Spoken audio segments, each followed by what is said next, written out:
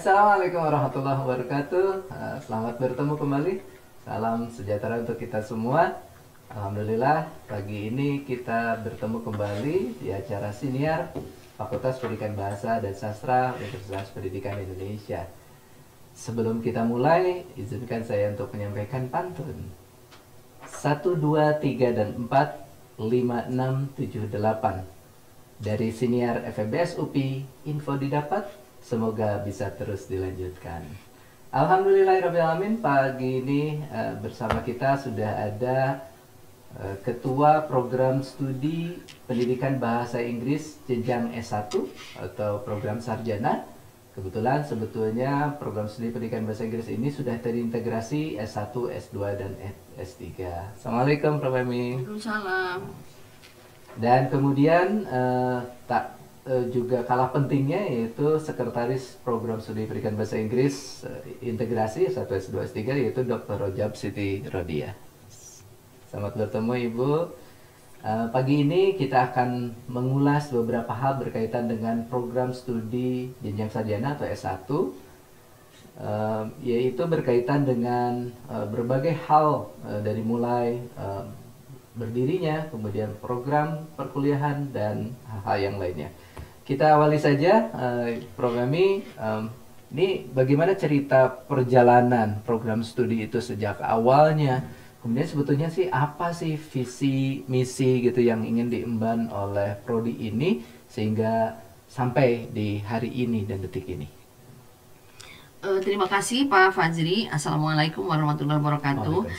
Program studi pendidikan bahasa Inggris ini sebenarnya termasuk program studi yang cukup yang sudah berdiri sudah lama ya, karena itu hampir bersamaan dengan ketika UPI masih PTPG ya waktu itu. Jadi sudah lama, mungkin tahun berapa, 54 ya. Nah itu jadi sampai sekarang. Nah dulu program studi pendidikan bahasa Inggris itu di bawah Fakultas Pendidikan Bahasa dan Sastra dulunya ya. Nah yang S2 S3-nya di bawah Sekolah Bahasa Sarjana, sekarang sudah terintegrasi. Nah mungkin itu diantaranya. Baik, terima kasih.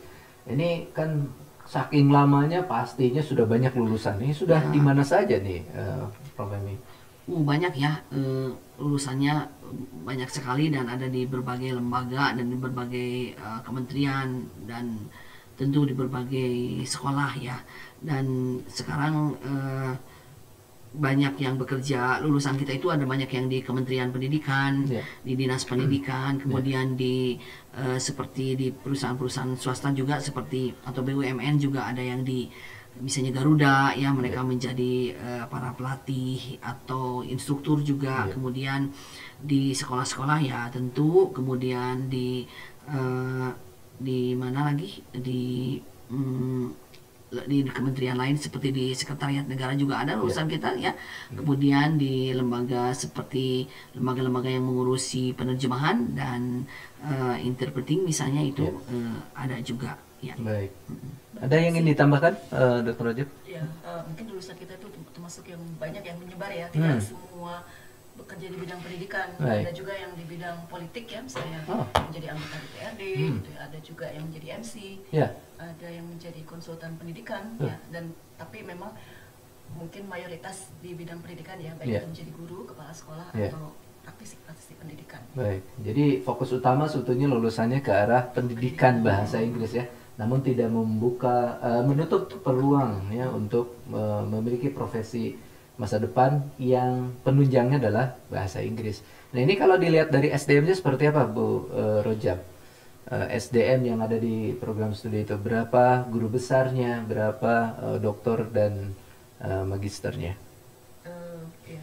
Untuk sumber daya sendiri untuk profesor ada 5 ya, kalau tidak salah ada 5 profesor, kemudian doktornya ada 10 ya, dan sisanya itu magister. Apakah yang magister ini baik? Magister ini apakah mereka sedang menuntut studi juga atau melanjutkan studi? Ada sedang studi di Inggris ya. Ada yang di Inggris, di Amerika. Di Amerika juga. Ada yang masih mencari ya, Ada yang masih mencari. Baik, jadi sebetulnya artinya secara SDM, secara kualifikasi cukup memadai ya. Belum lagi ada usaha dari program studi khususnya untuk mendorong mereka untuk terus meningkatkan kualifikasinya dan kompetensinya. Nah, ini perjalanan perkuliahannya itu seperti apa nih, Bu? Ke Prof. Emi lagi deh, terkait kurikulumnya seperti apa, sehingga bisa menunjang kompetensi lulusan S1 khususnya nanti. Ya. Mungkin ini dulu ya Pak Fajri, kita berangkat dulu dari visi. Dari program studi itu adalah sesuai dengan visi universitas dan visi fakultas, bahwa program studi itu punya visi menjadi program studi pendidikan bahasa Inggris yang unggul dan jadi rujukan baik di dalam negeri maupun di luar negeri. Nah, itu terutama khususnya misalnya di ASEAN, dan mungkin perlu Pak Fajri ketahui juga bahwa kita itu sudah terakreditasi AQUAS ya dari Jerman, dan juga sudah mendapat sertifikat dari AUN ya, ASEAN University Quality Assurance AUNQA. Nah, itu karena itu kita juga berupaya untuk menjadi program studi yang unggul. Nah, keunggulan kita itu diharapkan bisa terlihat dari mulai tadi misalnya ya, SDM-nya, dosen-dosennya juga misalnya mumpuni, mereka berpendidikan doktor banyak, dan yang belum doktor juga sekarang sedang menyelesaikan program doktornya, dan diharapkan nanti ke depan itu mungkin 80% ya dosen kita itu lulusan S3 ya. Dan kemudian dari segi kurikulum kita juga mengembangkan kurikulum sesuai dengan perkembangan zaman. Jadi review kurikulum kita lakukan setiap 5 tahun, dan terutama dengan adanya program MBKM ini, nah kita membuat kurikulum kita tentu harus sangat-sangat fleksibel ya di dalam mengakomodasi keinginan mahasiswa juga, dan mengakomodasi perubahan program yang dirilis oleh kementerian ya, sehingga kita juga tidak tertinggal. Nah, dengan demikian kita juga berusaha untuk membuat kurikulum itu bisa sangat artinya fleksibel di dalam menjawab atau dalam merespon kebijakan-kebijakan yang dari pemerintah. Nah, jadi kurikulum kita itu sekarang juga kita sedang mengadakan review kurikulum sesuai dengan petunjuk yang sudah diberikan oleh universitas, dan tapi kita sangat menekankan bahwa kurikulum yang kita kembangkan itu adalah kurikulum yang bisa memberikan keahlian kepada para lulusan ya, terutama lulusan S1, sehingga mereka yang sesuai dengan tuntutan masyarakat. Karena itu ketika kita mereview kurikulum juga kita sangat memperhatikan apa sih yang diinginkan oleh mahasiswa, kemudian apa sih yang dibutuhkan oleh masyarakat, dan apa juga yang dikatakan oleh para ahli. Jadi kita sangat merujuk pada rujukan kita kepada para ahli, baik di bidang kebahasaan, baik di bidang pengajaran bahasa Inggris, kemudian baik di bidang assessment, itu juga sangat kuat ya. Karena itu program studi juga mendorong kepada para dosen untuk membuat rencana pembelajaran itu dan materi yang ada di dalam RPS misalnya untuk 1 semester itu sesuai dengan tuntutan zaman ya. Dan beberapa mata kuliah juga dibuat ditawarkan sengaja untuk menjawab tantangan atau untuk memenuhi kebutuhan masyarakat, terutama misalnya terkait dengan pengembangan teknologi atau penggunaan teknologi dalam proses pembelajaran. Kita juga menawarkan misalnya mata kuliah baru seperti misalnya literacy in the new media age, misalnya. Kemudian kita juga menawarkan program mata kuliah literasi ini, karena ini juga merupakan salah satu program strategis dari pendidikan, dari Kementerian Pendidikan dan Kebudayaan ya. Dengan demikian lulusan kita juga diharapkan mempunyai kapasitas untuk itu, untuk bisa menjadi pengembang dan untuk menjadi pegiat dari literasi, program literasi yang dicanangkan oleh pemerintah, dan juga menjadi orang yang bisa menggunakan teknologi di dalam program pengajarannya. Selain itu juga dengan adanya kemampuan atau kecakapan abad 21 yang diantaranya mengembangkan kemampuan berpikir kritis, komunikatif, kreativiti dan sebagainya, kita juga mengembangkan program-program pengajaran di mana atau misalnya yang mengandung materi-materi yang bisa mengembangkan itu. Jadi misalnya di dalam rapat semua dosen bersepakat bahwa misalnya kemampuan berpikir kritis itu dikembangkan dalam setiap mata kuliah. Nah, jadi mahasiswa didorong untuk bisa berpikir kritis di dalam setiap mata kuliah. Kemudian dan kemampuan berbahasa, terutama berbahasa Inggrisnya ya sekarang ini, karena mereka harus betul-betul mumpuni, betul-betul kuat, karena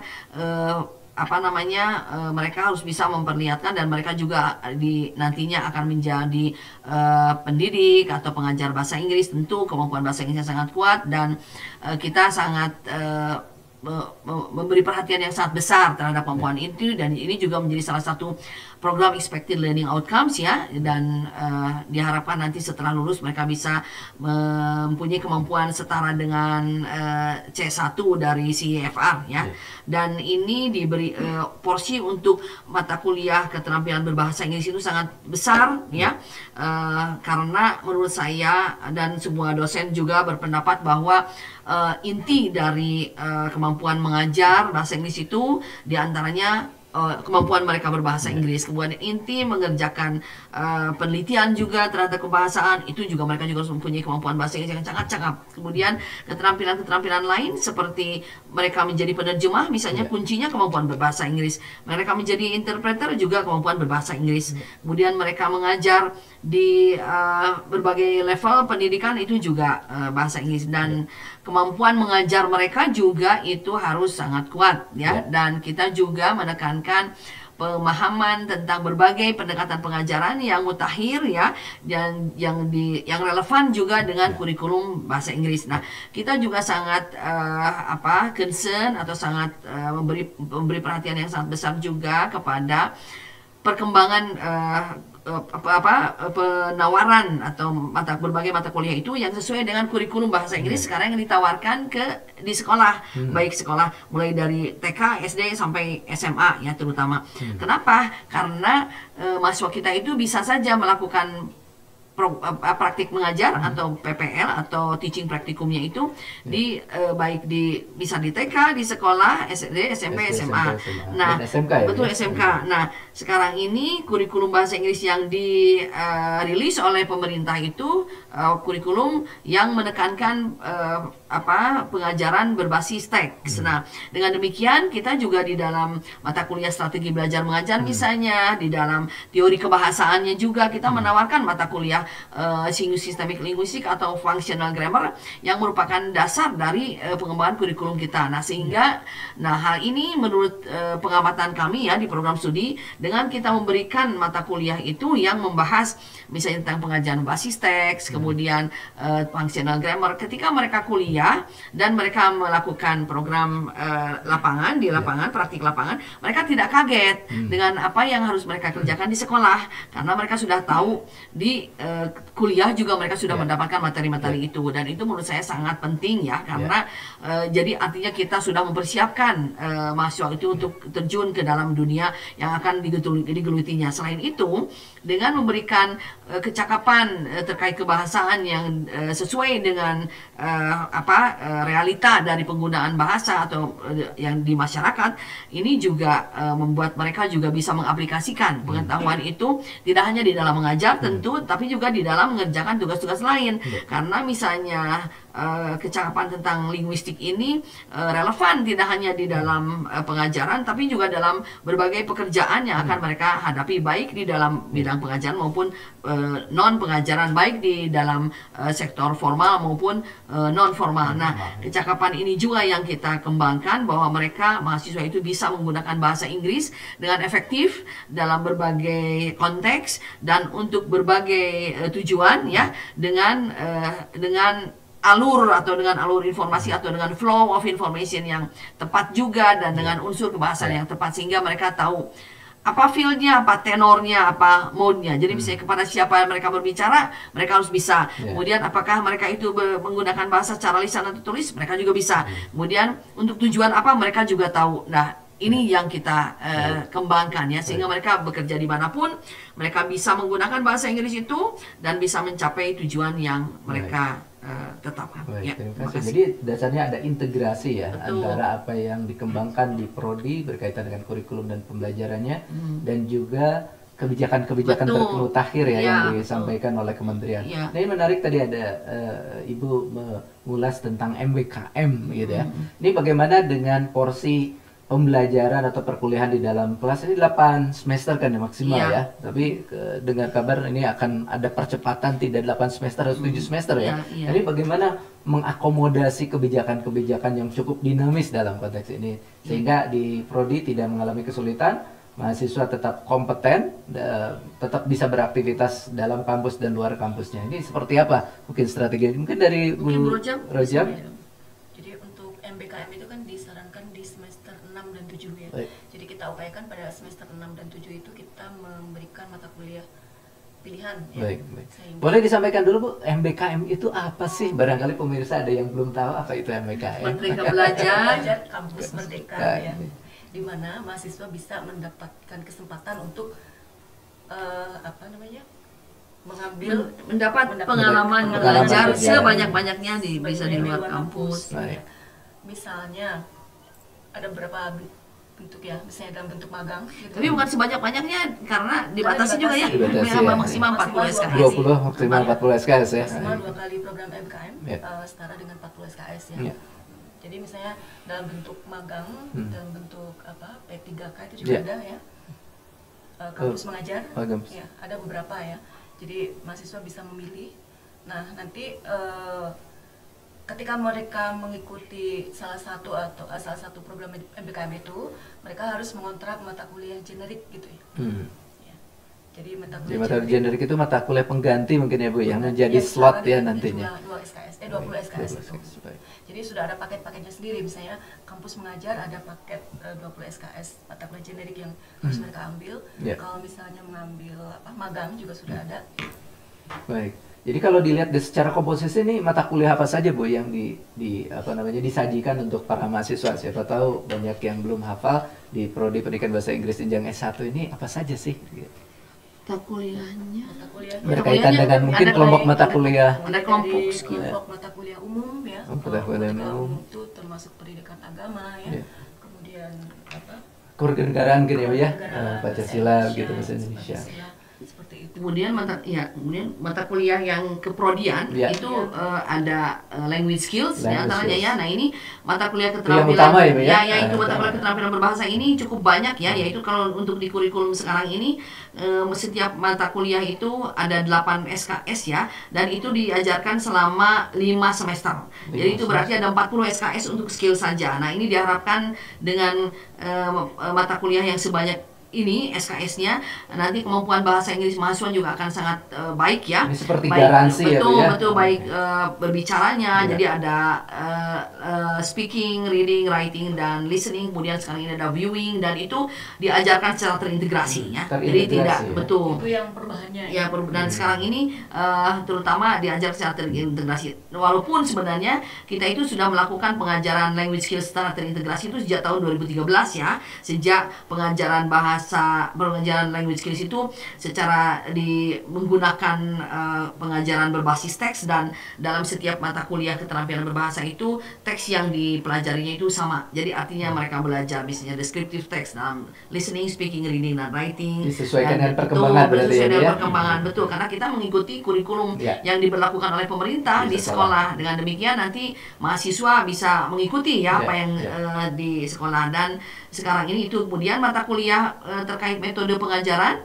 Nah, metode pengajaran ini ada mencakup perencanaan pembelajaran, strategi belajar, micro teaching, kemudian ada evaluasinya juga ya. Kemudian pengembangan materi ajar baik untuk untuk konteks ESP misalnya dalam untuk tujuan tertentu atau UIL ya, dan juga umum. Kemudian kemampuan meneliti juga, ada metode penelitian ya, ada research projectnya juga ya. Kemudian ada ini kalau misalnya mereka tidak mengikuti MBKM, itu ada beberapa mata kuliah yang disebut mata kuliah pilihan ya, elektif, dan ini ada 2 yaitu mengajar EYL dan atau mengajar di konteks ESP. Nah, ini juga merupakan pengalaman tambahan tambahan bagi mahasiswa ya, artinya tergantung pada minatnya. Selain itu juga kita juga memberi kesempatan kepada mahasiswa untuk bisa mengembangkan kompetensi mereka di bidang penerjemahan dan interpreting ya, dan kemudian di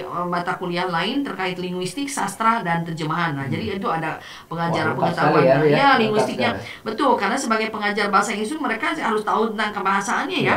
Jadi aspek linguistiknya juga harus kuat supaya mereka juga bisa paham.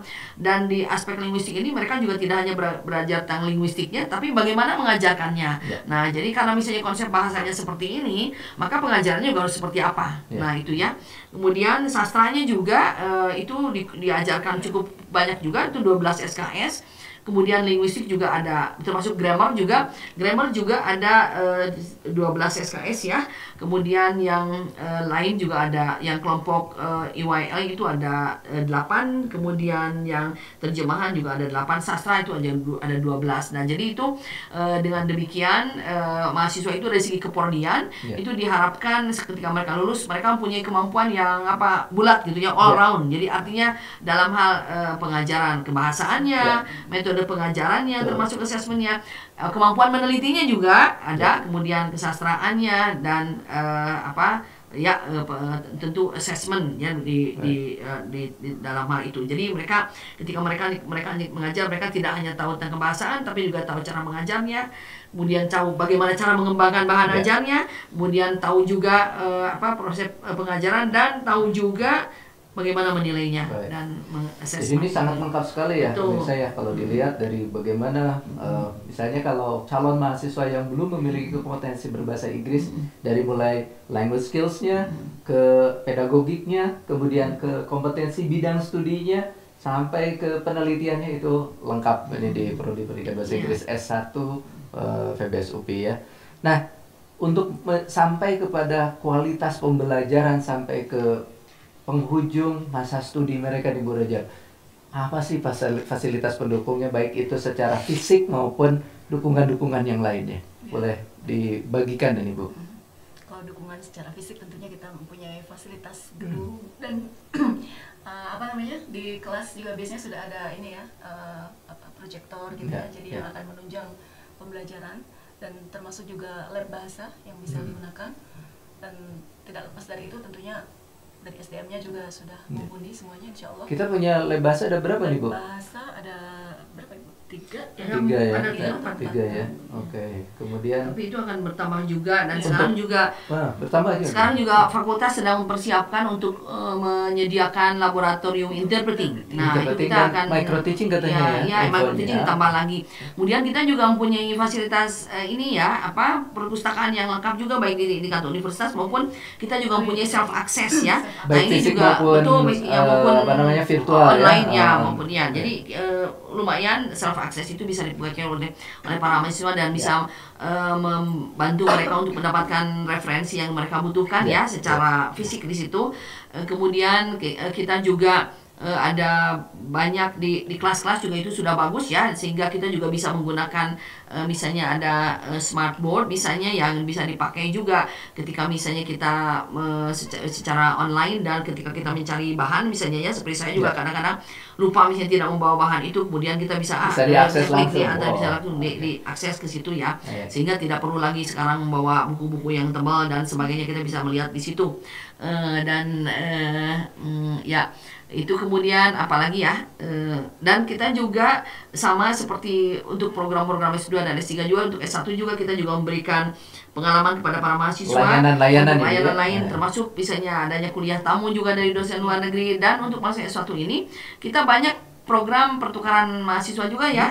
Nah, jadi masuk S1 itu banyak yang terlibat dalam berbagai program MBKM terutama. Jadi ketika mereka itu ada ikut ISMA ya, International Mobility itu ya, mahasiswa, dan setiap tahun pasti ada saja yang lulus dan mereka bisa kuliah di luar negeri ya, selama 1 semester. Dan yang pasti diakui ya, Bu, betul, dan itu diakui, itu bisa di transfer kredit ya, dan mata kuliah berarti kalau bisa itu di transkripnya itu ada mata kuliah dari universitas tempat mereka Ada karena mata kuliah itu nanti dikirimkan kepada Direktorat Akademik ya. Kemudian nanti ada program itu.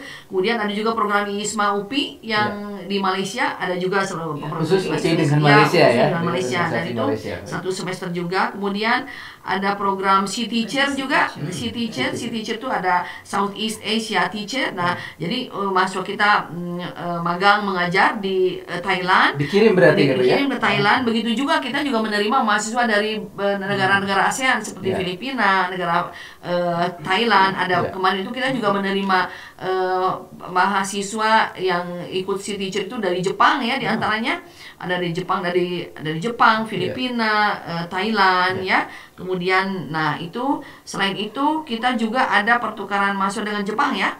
Nah, kita ada kerjasama dengan Konan University. Dari Konan University itu kemarin juga datang ke sini dari Faculty of Hero Management ya, School of Management. Tapi kita melakukan kerjasama dengan mereka dan mahasiswa kita juga pergi ke Jepang untuk berkunjung selama 10 hari ya. Dan itu kita membantu sedikit walaupun tidak banyak ya, program studi membantu mereka untuk bisa pergi ke sana. Dan program ISMA, kemudian program MPKM lain seperti kampus mengajar, MSIB, kemudian ada mereka juga bisa mengikuti kuliah yang namanya ICE ya, Institute of Cyber Education yaitu. Nah itu mereka bisa kuliah di universitas-universitas top di dunia ya, termasuk Harvard University. Dan beberapa tahun lalu itu bukan beberapa tahun lalu yang tahun ini baru tahun kemarin juga ada ya, tahun kemarin juga ada. Kemudian dan itu mereka bisa kuliah di berbagai universitas yang menawarkan mata kuliah itu, dan tentu mereka dites ya, dan itu bisa. Kemudian dari mahasiswa kita juga banyak yang menjadi misalnya seperti terlibat dalam kegiatan-kegiatan yang dilaksanakan oleh kementerian seperti duta bahasa ya. Sering mahasiswa kita itu menjadi duta bahasa terutama provinsi ya. Dan itu di antaranya para mahasiswa juga aktif dalam berbagai kegiatan, termasuk kegiatan-kegiatan yang di dalam negeri maupun di baik di lokal maupun di tingkat nasional. Ya. Terima kasih. Wah, ini sangat banyak sekali keuntungan-keuntungan yang bakal didapat ya jika bergabung bersama program studi pendidikan bahasa Inggris S1. Nah, ini untuk proses seleksi nih, Bu Rojab, kira-kira apa saja yang perlu disiapkan atau melalui jalur apa mahasiswa bisa masuk ke program studi S1 di FEBES UP ini? Kalau untuk jalur terutama ada jalur tes ya, yang menggunakan UTBK itu, dan jalur prestasi yang dari nilai rapor, dan jalur mandiri ya. Jalur mandiri. Itu untuk jadwal tentu ada informasinya ya. Di PMB UPI ya. Oh, di PMB UPI, baik. Kemudian mungkin dari Bu Rojab dan Bu Emi ada informasi untuk para orang tua supaya niatan anak-anaknya yang akan berkuliah di Prodi Pendidikan Bahasa Inggris UPI ini semakin kuat, semakin bulat, dan kemudian segera mendaftar nantinya pada saatnya. Tentu saja ini ada pesan apa dari Bu Rojab dulu mungkin? Udah Bu Rojab dulu. Iya. Jadi silahkan mendaftarkan ke Prodi Pendidikan Bahasa Inggris S1 karena insya Allah akan ada banyak peluang yang bisa menunjang ya pengalaman belajar dan juga persiapan karir ke depannya ya, seperti yang tadi disebutkan, bisa ada kesempatan untuk mengikuti magang, mengikuti kampus mengajar, kemudian student mobility ya, diantaranya ada beberapa peluang baik di dalam maupun di luar negeri ya, karena ada program PMM juga ya di antara universitas, dan juga C-Teacher tadi ya, dan sebenarnya ada juga di PPL di luar negeri ya, PPL luar negeri, tapi memang self funded, jadi kalaupun ada bantuan memang ada bantuan tapi pastinya ya, ada bantuan. Wah, itu yang penting, ada bantuan. Mungkin ada pesan terkhusus kepada orang tua khususnya. Kalau menurut saya, mungkin kalau ingin kuliah pendidikan bahasa Inggris ya sebaiknya milih pendidikan bahasa Inggris UPI ya. Jadi sini.